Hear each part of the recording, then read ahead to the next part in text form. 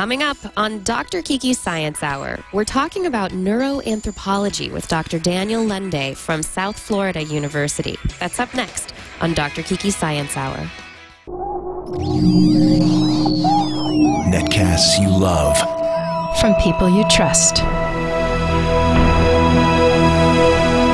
This is Twit. Bandwidth for Dr. Kiki's Science Hour is provided by Cachefly at CACHEFLY.com. This is Dr. Kiki's Science Hour with me, Dr. Kiki, episode number 124, recorded Thursday, December 15th, 2011. The Encultured Brain. This episode of Dr. Kiki's Science Hour is brought to you by Ford, featuring available voice-activated sync. Sync gives you versatile access to music, podcasts, and more from just about any device. Check it out in the new 2012 Ford Focus and at ford.com/technology. And by Netflix. Watch thousands of TV episodes and movies on your PC, Mac, iPad, iPhone, or TV instantly, all streamed directly to you, saving you time, money, and hassle. For your free 30-day trial, go to netflix.com/twit. Welcome, everyone, to another episode of Dr. Kiki's Science Hour. I am Dr. Kiki, and this is the show where you get to dig deep into subjects, an entire hour on a single subject in the sciences with an expert on the topic. And today, the digging is going to be a lot of fun because we're digging into brains, my favorite subject, but not just brains, into human culture. So it's actually really, we're digging into the love child of neuroscience and anthropology, the field of neuroanthropology with Dr. Daniel Lende of South Florida University and the PLOS blog called Neuro Anthropology. But first, a few science headlines. What's going on in science this week? The Mars Science Laboratory is now some 32 million miles from Earth and well on its way to Mars. It recently started collecting data using its Radiation Assessment Detector, or RAD, about how much radiation from solar flares and other sources reaches the craft interior. This is for preparation for a future manned trip to Mars. The Mars Science Laboratory will reach its destination in about 8 months. The EPA released a fracking report this week. It describes studies done in Wyoming which provide a clear link between fracking procedures and water contamination. From the report, inorganic and organic constituents associated with hydraulic fracturing have contaminated groundwater at and below the depth used for domestic water supply, and gas production activities have likely enhanced gas migration at and below depths used for domestic water supply and to domestic wells in the area of investigation. Seismologists have plotted the epicenters of recent quakes in Ohio, normally a quake-free zone, and found them to coincide with a 9,000-foot hydraulic fracturing disposal well. Researchers at the Kyoto Institute for Advanced Study have created the largest computer simulation of the universe to date. It consisted of 374 billion particles in a box about 2/3 the size of the known universe, or 10 gigaparsecs across, and took 20 days of computing to complete on the 25th largest supercomputer in the world. The goal is to simulate the evolution of a universe made mostly of cold, dark matter to see if it ends up like ours. CERN scientists staged a press conference this week to report on a new analysis of more data from the Large Hadron Collider with respect to the search for the Higgs boson. The elusive particle remains hidden, but the scientists are optimistic that they are solidly on its trail. Maybe sometime next year we'll actually find the Higgs. Publishing in Nature Physics, researchers from Stuttgart and the Max Planck Institute have detailed the creation of the smallest Stirling engine in history, consisting of a single microscopic particle controlled by lasers. I love anything with laser beams. The heat engine is so small that its work output is randomly affected by Brownian motion. And a study in Biology Letters suggests that it might be wise to forego the waxing of body hair if you live in an area where parasites like bed bugs are a problem, say New York City, for example. The study, which involved the placement of bed bugs on shaved and unshaved forearms, found that, quote, fine body hair enhances the detection of ectoparasites through the combined effects of, 1, increasing the parasite's search time, and 2, enhancing its detection. So that does it for the headlines this week. If you are traveling to the Big Apple for the holidays, I suggest skipping body hair removal. But remember to take your entertainment with you. And you know who makes that easy? Ford.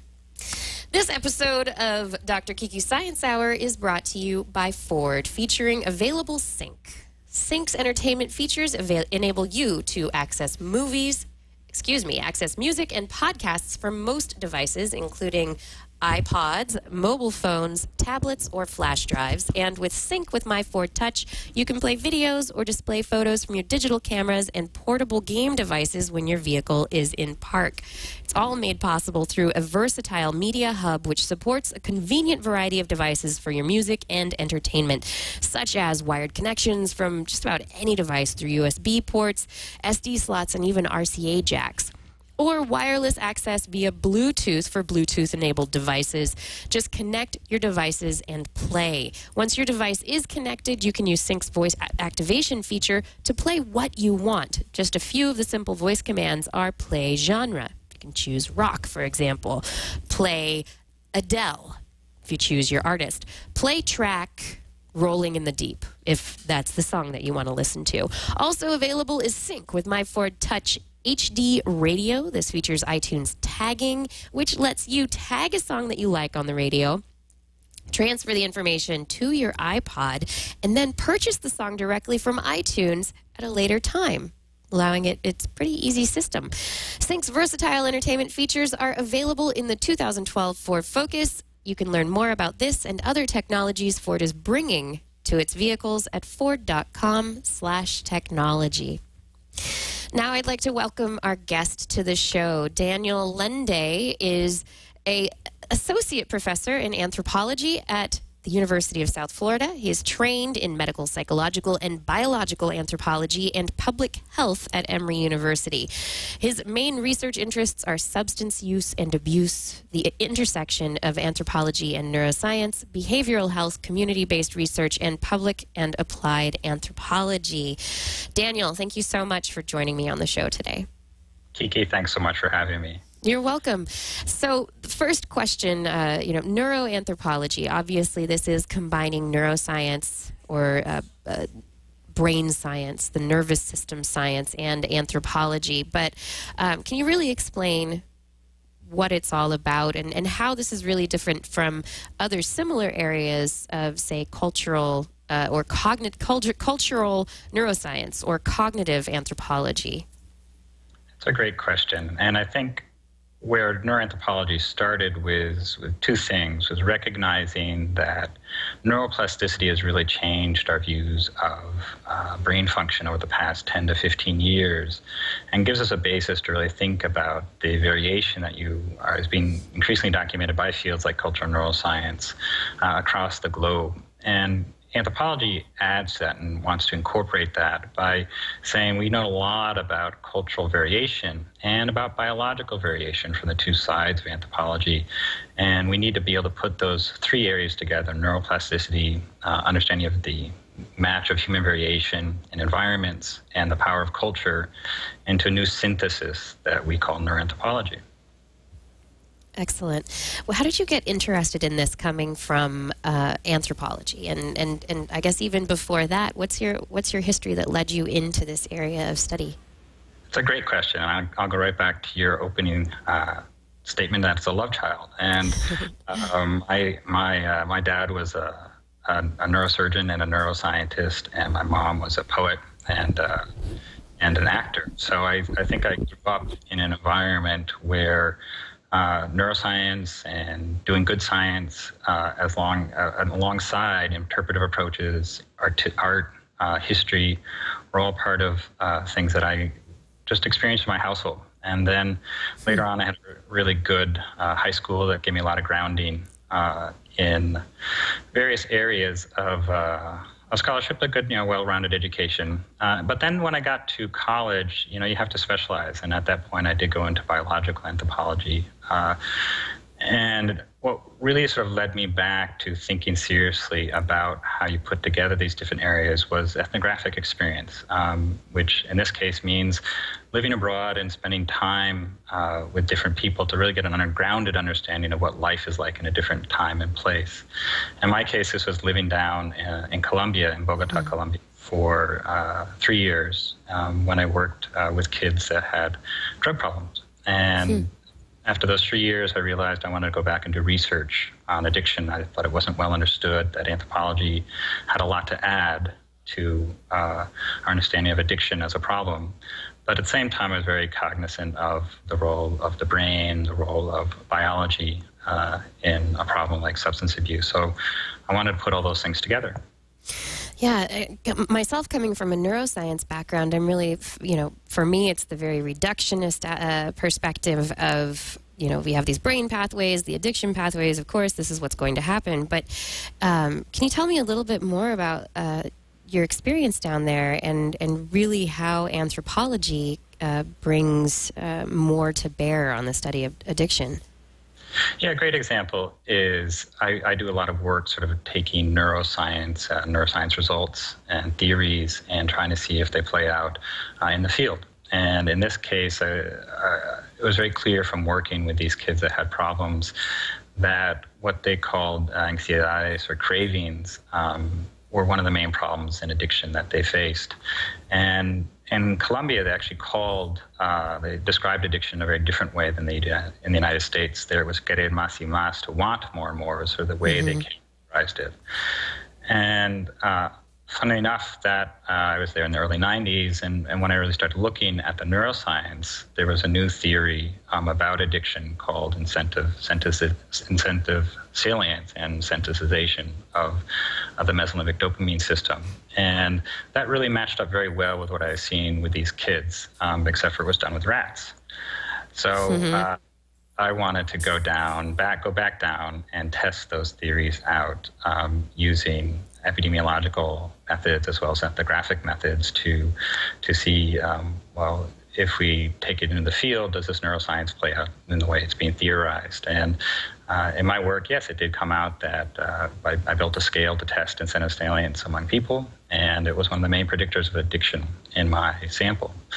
But at the same time, the ethnography helped me understand how some of the ideas about incentive salience were different than what was in the literature, because they were reporting not just wanting drugs before going to use, but while they were using. Okay, so what are some examples of incentive salience so that we can put it in perspective for the audience? I think the best way to explain incentive salience is when you say, the way I explain to my students, if you're in the classroom and suddenly you really want that pizza, you're thinking about pizza and suddenly you have that urge just to get up and go get pizza. Or for me, it's chocolate. I really want that chocolate now. Right. I don't know where it came from, but I want that chocolate now. That sense of now, that sense of urgency and wanting, and that's really what this mesolimbic dopamine system is about. And incentive salience more broadly, now that we're starting to realize that it's not necessarily tied to just one brain system, that it depends on context. But anyway, it's that sense of wanting, that desire, that urge that we all feel for different things. Okay, and so in Colombia or probably anywhere where you're dealing with people who are addicted, there's the urgency. And was this specifically related to cocaine, or were these multiple drugs of abuse? The kids down there use multiple drugs of abuse. Some of the worst ones were cocaine, or what they call bazuco, which is basically like our crack. And I still remember very clearly one boy I worked with as a counselor, and this is really what sort of got me interested in this path of research, was he sat me down one day to try to explain to me what was the difference between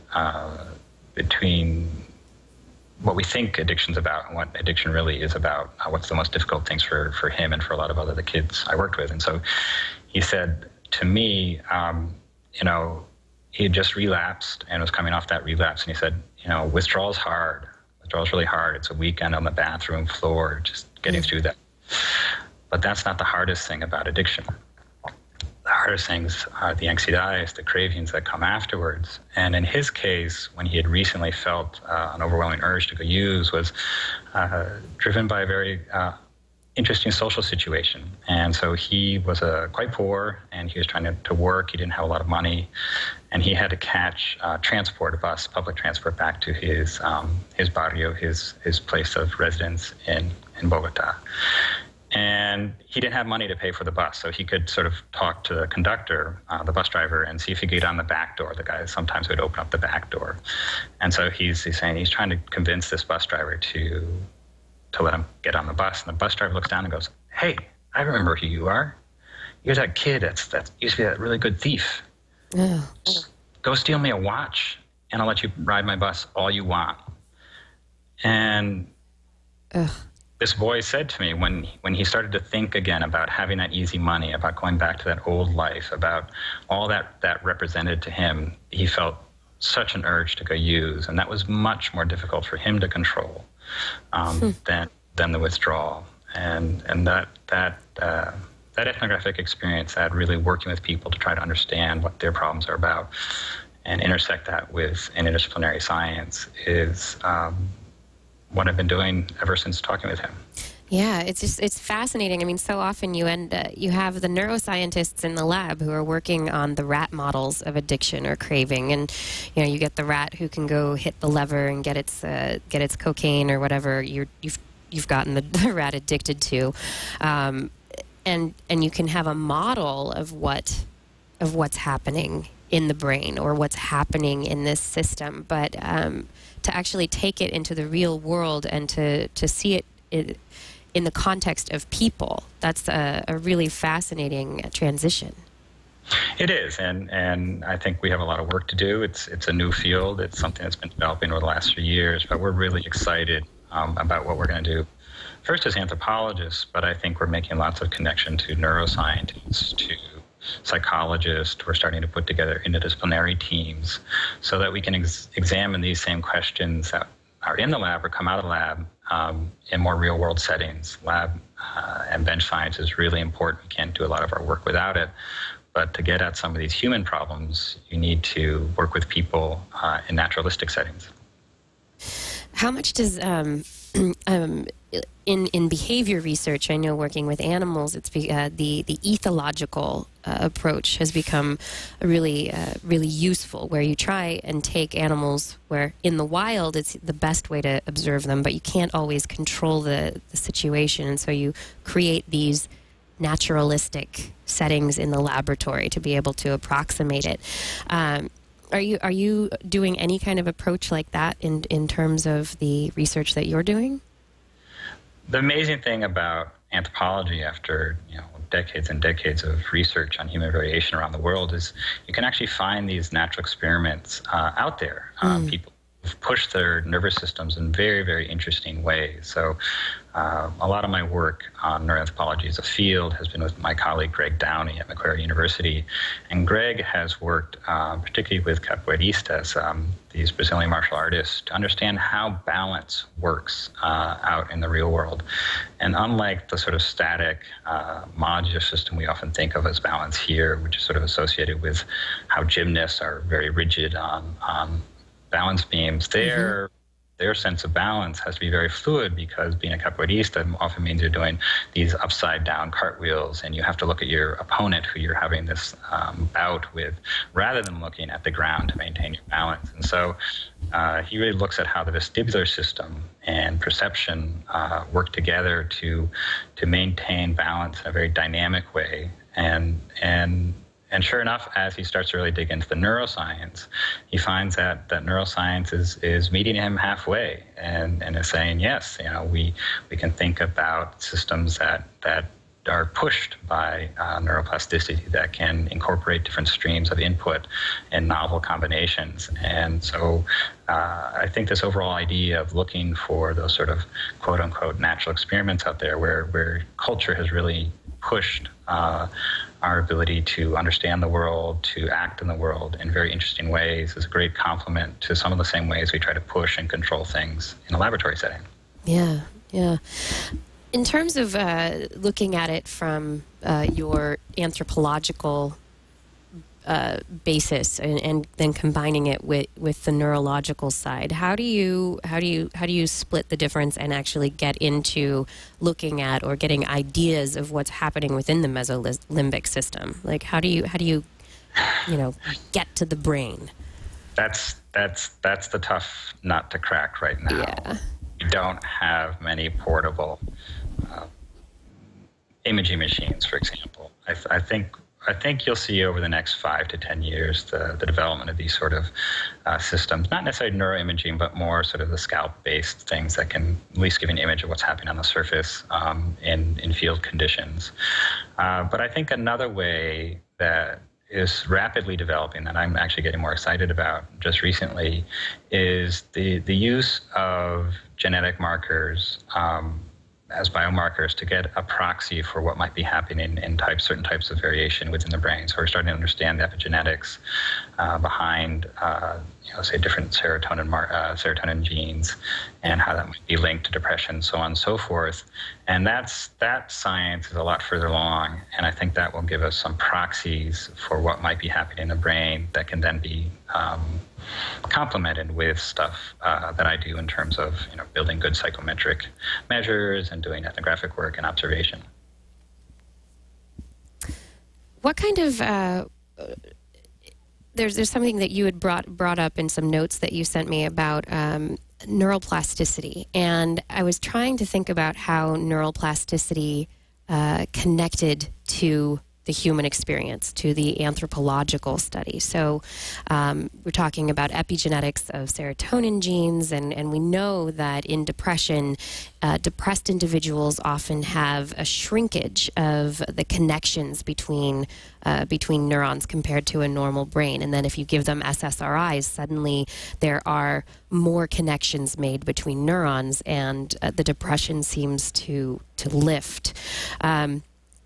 And that's one aspect of the plasticity. But how do you discuss plasticity in the anthropological sense?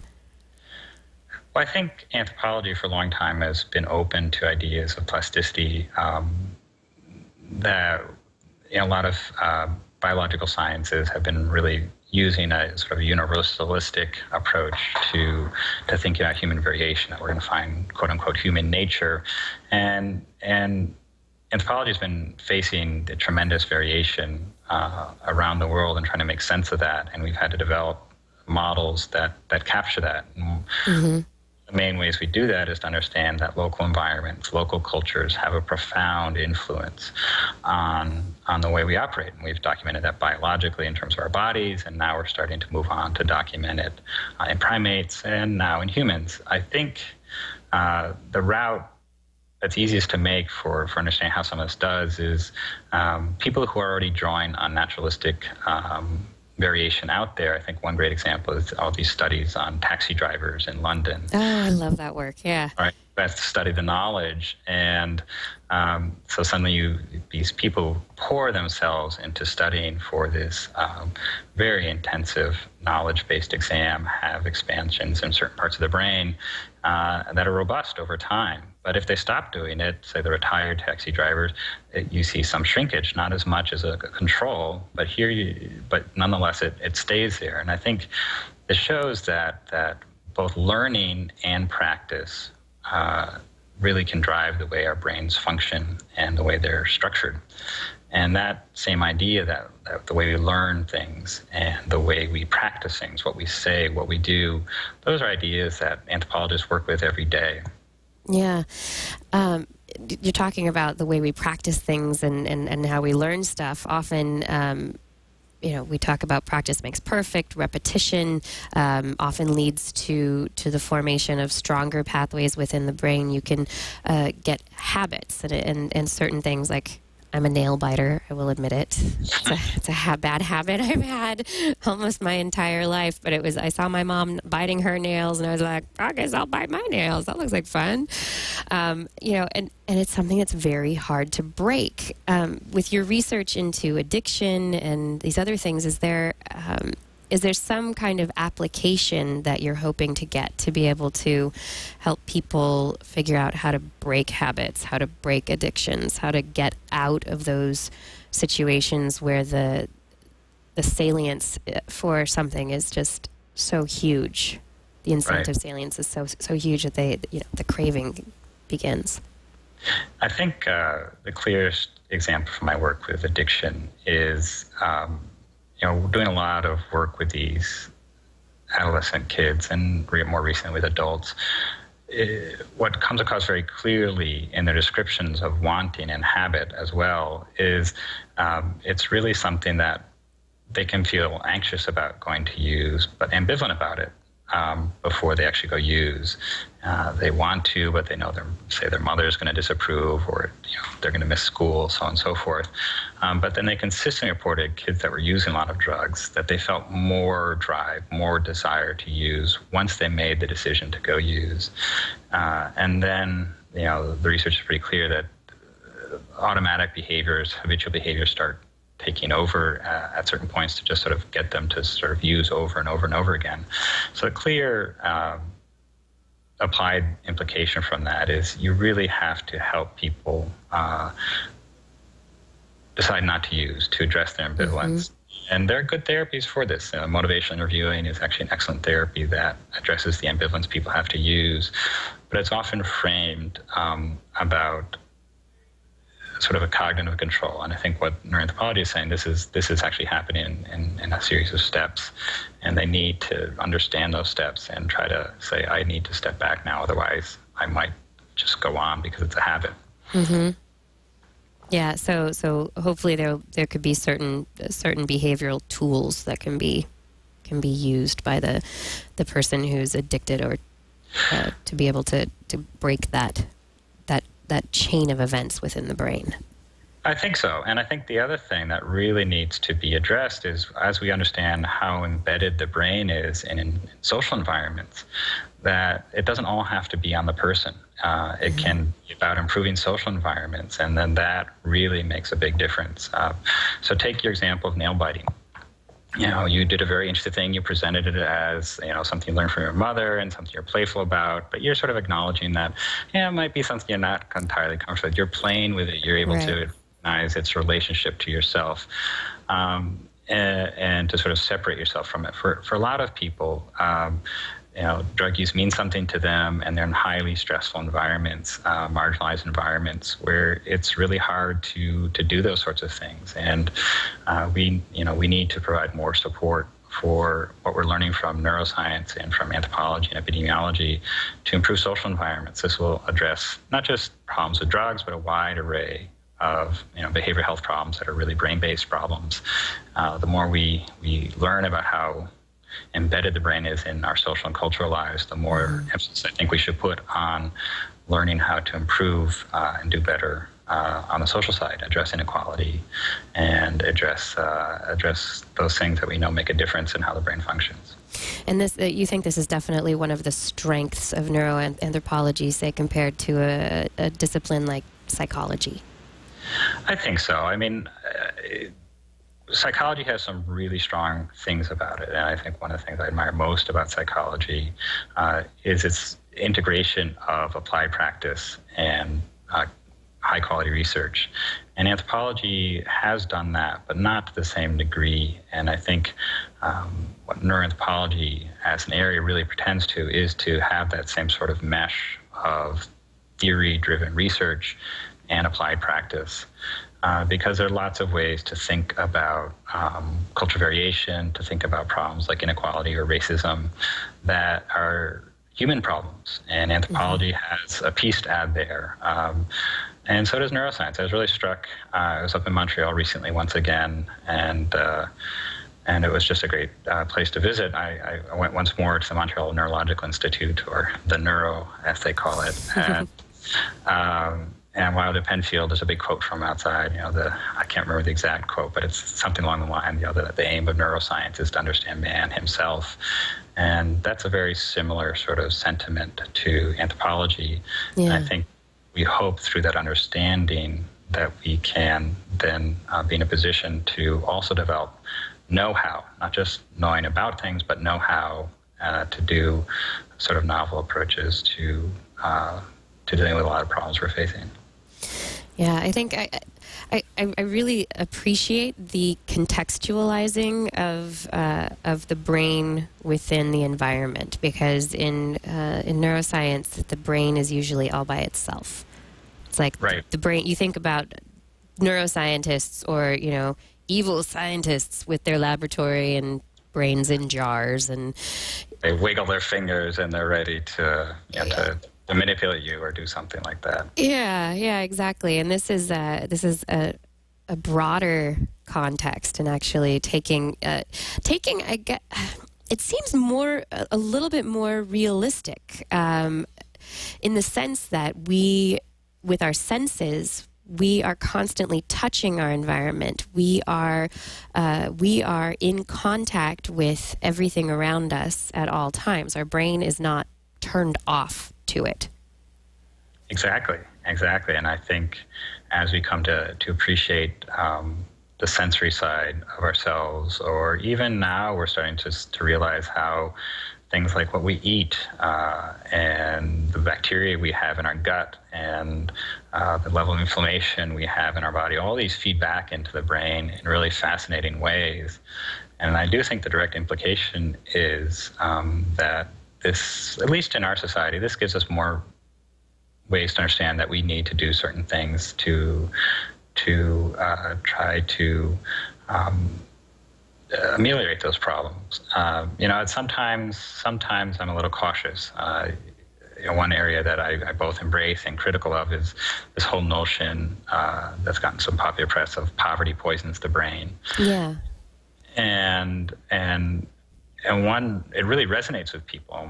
These poor kids, it's not their fault. Their brains are being poisoned by the experience of social inequality. And it's clear the research shows that low socioeconomic status is linked to impaired cognitive function, less working memory, and this is linked to the experience of stress. So i.e., it's the stress that's causing some of these damaging effects, in this case, of neuroplasticity. Mm-hmm. But at the same time, we already know that there's a lot of poverty out there, and that, I'd be very hesitant that the best route is to just, invent new drugs to deal with problems. But there are people who talk about that. And here, you're poor. Why don't we'll just fund a pill that you get that'll take care of the poverty thing. So you'll be happy and smart, still poor. Exactly. Yeah. That sounds really wrong. Good. Yeah. Do you think that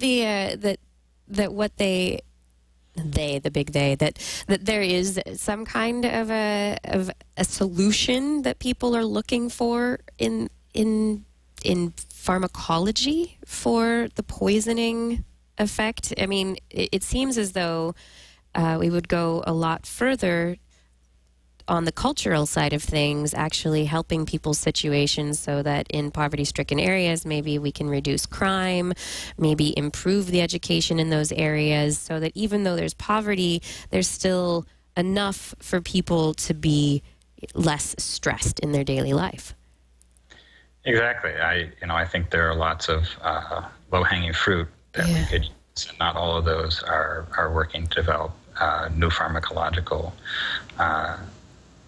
interventions. I mean, if we think about what we've learned about steroids and trying to use steroids to address inflammation or stress in the brain or whatever it may be, steroids over the long term are not a good idea. They have all sorts of consequences and side effects. And yet having good teachers and having good funding, these are things that help people grow, help your brain develop to its full potential. And so it's exciting. It's an exciting time to say we're in a position now to say, well, we understand a lot about the brain, and we can use the brain as a way to understand better the things that we need to do. But the brain, as you just said, comes with the body, comes with an environment. And unless you work with where the brain is at, which is a body and an environment and a cultural system, then you're not really getting the lessons of what the brain's about. There's someone in the chat room, Mark Pelletier. He's another host here on the Twit Network. He has a show called Futures in Biotech, and he said that there was a Nobel Prize winner in medicine, Mario Capecchi, who was homeless for 6 years as a child. He still won the Nobel Prize in medicine. So it does go to show that there is a certain, like the discussion of neuroplasticity, even if he was homeless and did suffer some amount of damage, what we would consider damage as a result of that time in poverty, that obviously came back and didn't hold him back much. Yeah, and this is actually something I would also critique anthropologists on. I mean, you get statements about social inequality, and I might even hinted at this myself. Is such a bad problem. That's what drives addiction. But then you start looking at the people, and it's not everyone's using the same amount of drugs. There's lots of variation on the ground, and trying to understand those pathways in many ways requires a developmental perspective to understand how people develop, how you can have incredible people come out of adverse circumstances or out of good circumstances. And that developmental perspective is so important to understanding, again, that the brain comes with a body and comes with a social environment. Well, the brain comes with the body and a social environment, and this show does come with sponsors. This episode of Dr. Kiki Science Hour is brought to you by Netflix. Netflix streams thousands of TV episodes and movies directly to you, saving you time, money, and hassle.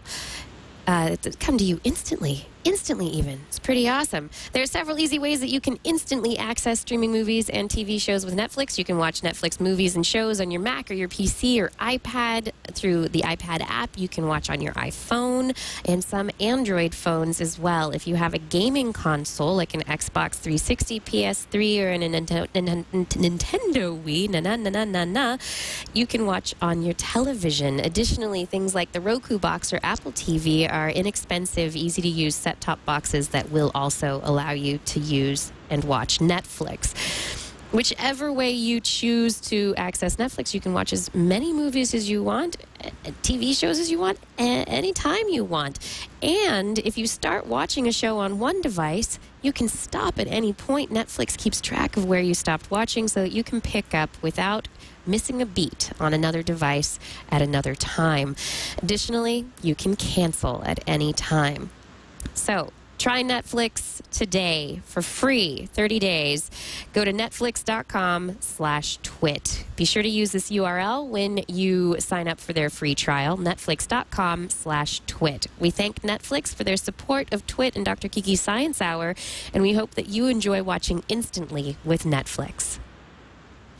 Back to the show. I'm talking with Dr. Daniel Lende. He is a neuroanthropologist. He has a blog on PLOS called Neuro Anthropology, and we've been talking about the intersection of the brain and culture and how these two interesting areas of study are being melded, integrated together in this discipline. I'd love to talk a little bit about your blog and how you got your start blogging and what kind of things you, outside of the academic world, like to talk about in your blog. Great, yeah.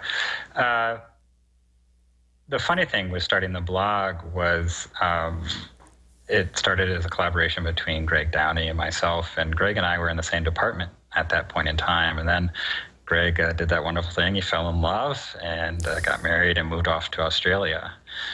A little far away. And so we wanted to have a way to keep talking about the things we enjoyed talking about. And so we decided to create this, at that time, just an individual blog.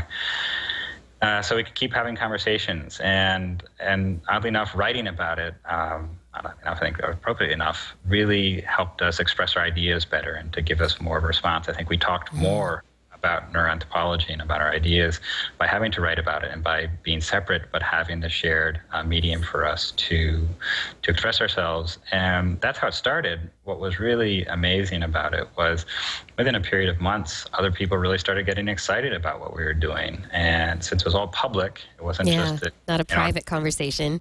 Right, it wasn't on a water cooler or as we were rushing to classes. Other people got excited about it, and people really started to pay attention to what we were writing about and to visit us and to comment us. And we started to realize that there was this whole ecosystem online and all these people that we could reach, neuroscientists, which anthropology departments often are not located very close to neuroscience departments. And using the blog, we could talk with these people more.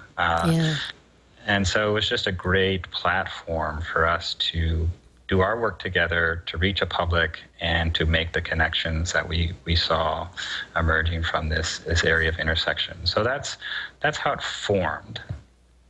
And I think in terms of the other things I like to write about,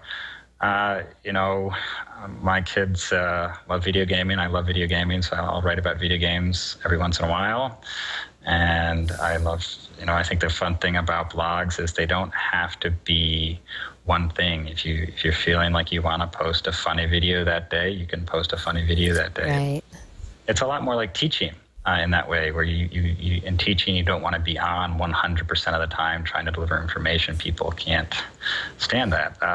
And so you try to play it up. And I've learned that that's the wonderful thing about working online is you can sort of make it up as you go, and what feels right, and you see how people respond to it. So that's fun. Yeah, in terms of the connections that you've made, have you seen any collaborations come out of it that maybe wouldn't, like you said, that, and it's true that many neuroscience departments are really far across campus from the anthropology department, and the people in these departments don't usually talk, but because you have the blog that you have people come together in a way that they wouldn't have otherwise? I think so. I mean, we've used it in many ways as a vehicle to try to get more anthropologists interested in this type of work, and there I think we've made tremendous progress. So we have edited volume coming out from MIT Press. Just really excited at the last major anthropology meetings last month that another young group of scholars took on the banner of neuroanthropology and organized a whole very fascinating session on possession and dissociation and entertainment. And so now we have a whole young group of scholars who are calling themselves neuroanthropologists. And I don't think that would have happened without the blog, because it was an easy way to reach a wide audience. I think with the neuroscientists, that's starting now. Greg definitely has some collaborative work, and as do I. And we're starting to make connections, for example, with the Foundation for Psychocultural Research, which was really pushed interdisciplinary neuroscience and psychological anthropology together. And I think there's going to be some exciting developments there. Just in terms of being able to at least have the conversations. You got to start building relationships, I think, and from there build collaborations. And so I've been able to talk to leaders in, say, addiction, such as Peter Calavis, who's just a great, generous neuroscientist who and sometimes it disagrees with me, right? He's much more focused on, if we're talking about the habitual nature of drugs, once the habits get started off, it's that they don't understand what's going on, and that it's the side and the framing of it that matters. And to be able to have that kind of conversation through a written medium and then to share that with other people, then you can take that next step and see if there's research you can do together. You've recently been involved in some controversy as well. Governor Rick Scott singled out anthropology, and this is something that you talked about on your blog. That's right. And so back in, I guess it's October now, Florida Governor Rick Scott said several times in public forums that, Florida doesn't need any more anthropologists. There are no jobs for anthropologists in Florida. And this was really part of... We've got enough. We need more lawyers, but we've got plenty of anthropologists. You actually wanted more scientists. You wanted more STEM funding, more science biology, engineering, and mathematics. And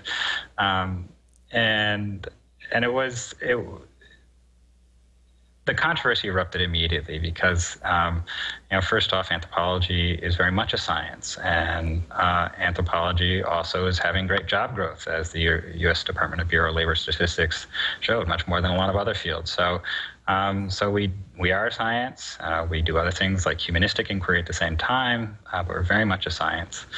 And we're having job growth. And so he was wrong on both counts. But the wonderful thing that came out of it was not just anthropologists, but particularly anthropologists came together and sort of, said, well, we need to show the public, including Rick Scott, that we do lots of things that make a difference alongside our more theoretical work. And there's a great presentation, a Prezi presentation, This is Anthropology, put together by University of South Florida students that talked about all the applied work that they do in Florida and all the difference that they're making in various ways. And, that went viral pretty quickly and was seen by 70,000 people. Wow. And I think that's the exciting thing that doing stuff online can help you do. So we had a really positive response to the Governor Scott controversy. But it's tough times. It's tough times for funding of public education. University of South Florida is a public university. All over. There are tough times for the funding, and if researchers can, or if politicians can, put a bad face on some things, it makes it easier for them to cut, I think. Right, and to scapegoat, whichever flavor of intellectual inquiry they might not agree with or might not understand how it contributes. And whether that's contributing in an economic sense, or I think, as many people said, to our fundamental understanding of who we are, I think that's what a lot of liberal arts do, but it's also what a lot of neuroscience does. And, I think there's just a lot of, say, bench science and neuroscience that probably wouldn't get funded if it were all about the job numbers it was supposed to be in. So it really cuts all ways when this sort of controversy erupts. Yeah, and something like anthropology, I wonder if there is a general misperception of what anthropologists do. I mean, I have this, this idea of somebody who's going out and digging for Indian burial grounds, or who's looking at artifacts from, different African cultures, or but not really something that would affect us here and now. Right. Well, I do have a fedora and a leather jacket. Good. And a whip. Once I was running across campus and some students started to do the theme from Indiana Jones. Nice. But anthropology really is what the word says. It's about the study of people. And that can be study of people in the past or study of people in the present. The study, it had one major part of its foundational effort was to understand people in other cultures than our own, and yet that's grown as globalization has happened. We've realized that there aren't that many quote unquote isolated tribes anymore, and that changes things. So we need to understand these global processes. And those also lead back to doing work here at home to understand, the problems that we face at home using the same sort of, what anthropologists call holistic inquiry, but just, inquiry that will draw on biology, that will draw on language, that will draw on culture to understand variation wherever we face it. And I think now, with the online realm growing, there's probably a huge burgeoning field for digital anthropology. It's exciting. It's really exciting. You have people studying World of Warcraft and people studying Second Life. I think people studying this sort of endeavor, this is a whole new form of communication. It builds on old forms, but it's we couldn't have done this even a few years ago like this. And this means that the way we work as a society has changed. And that's one area that anthropology really focuses on. How does society function? And in some cases, the neuroscience doesn't help there, right? Because it's much more, it's a level of organization where the sort of the particular perspective of neuroscience might not be as applicable, particularly right now. But it's fascinating. I would love to put together a study on video gaming in the future, just because I think it brings together so many of these elements about that sense of engagement and the meaning that it has. I mean, I watch my sons who are, starting to reach their teen years, and this is the way young boys talk. For me, it was comic books, but they talk about video games, and so it's a cultural form. But I know them and myself, I can be accused of having clicked one too many times on the mouse. And so this is part of the way we live now. And anthropology is interested in those questions.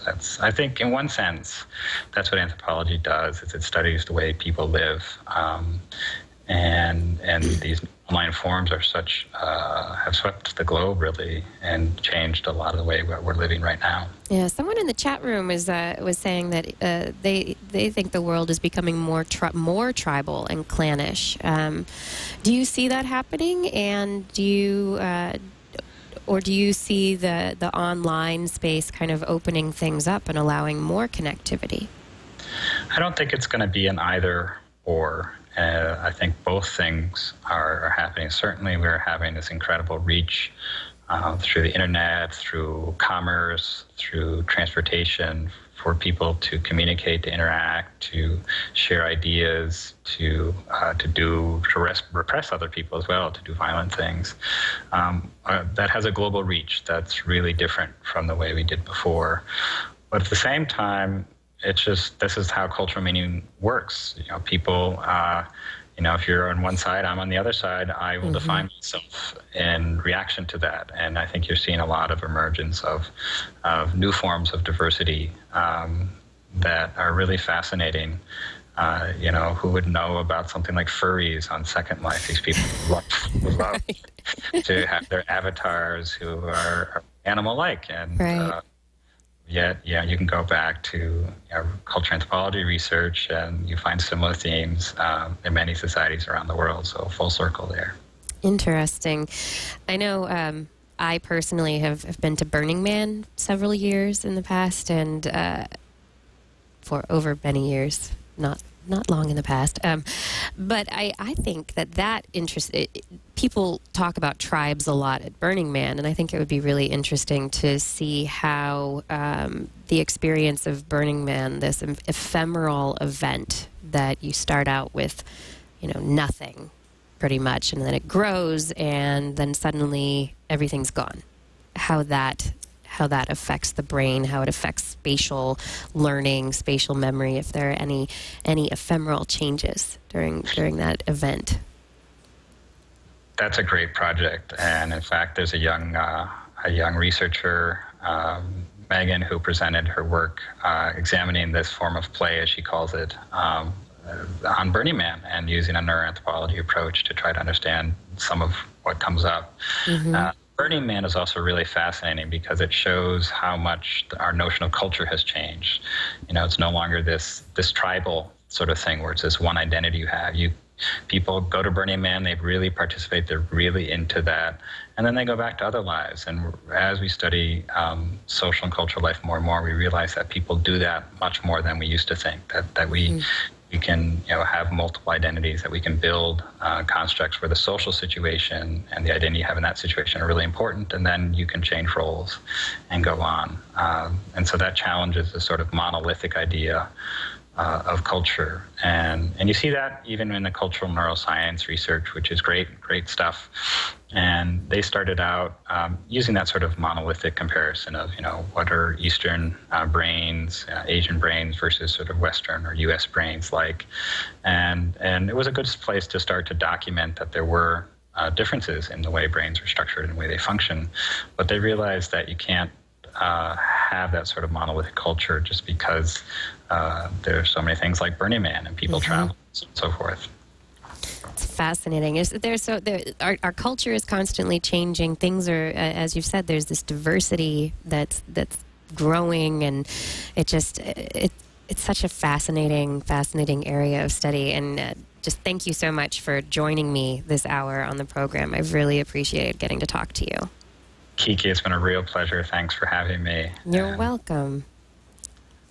And if anyone is interested in more neuroanthropology, you can go to Daniel's, Dr. Lende's PLOS blog, which is blogs.plos.org/neuroanthropology, and read up on some of the stuff that we've been talking about here today. It's just some great stuff. I gotta do more reading. I need more time for reading during the days. That's it for our hour today. Dr. Kiki's Science Hour is just about over. But, you know, I will be back next week, and we'll be talking about the oceans. Wonderful talk. I love the oceans. Until then, you can follow me on Twitter. I'm Dr. Kiki on Twitter and on Facebook. Kiki Sanford on Google+. You can go to my website, drkiki.tv. You can email me at drkiki@drkiki.tv. And you can even find past episodes of this show on the internet if you go to twit.tv/Kiki. You can also go to iTunes and download them there.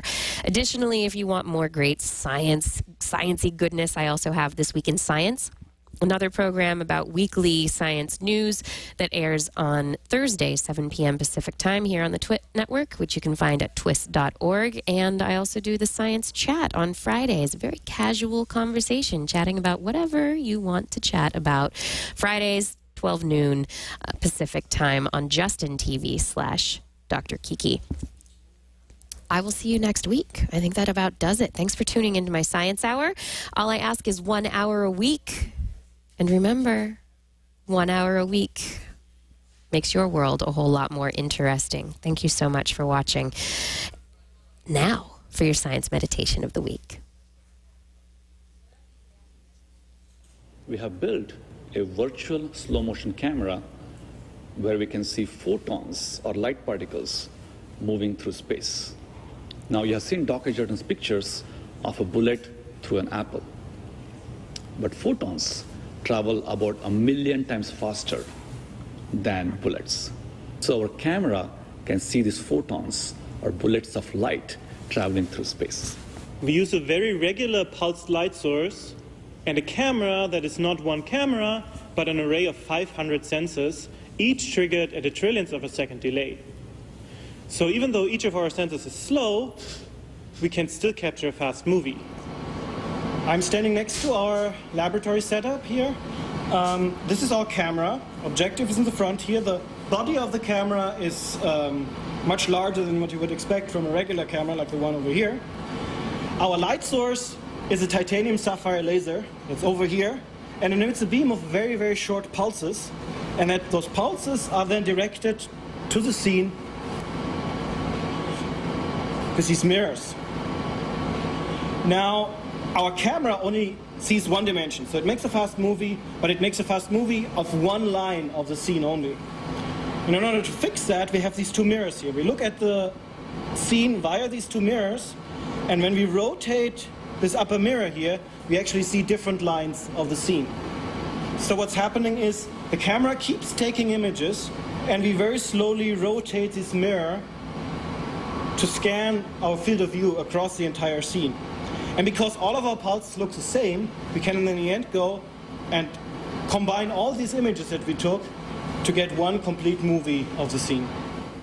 Such a camera may be useful in medical imaging, in industrial or scientific use, and in the future even for consumer photography. In medical imaging, now we can do ultrasound with light because we can analyze how light will scatter volumetrically inside the body. In industrial imaging, one can use the scattered light to analyze defects in materials. And in consumer photography, we are always fascinated with creating lighting effects that appear to come from very sophisticated light sources. But because we can watch photons seemingly moving through the space, we can analyze the transport, the movement of these photons, and create new photographs as if we had created those expensive light sources in a studio. That does it for Dr. Kiki's Science Hour. Isn't that awesome? Photons of light. It's mind-boggling.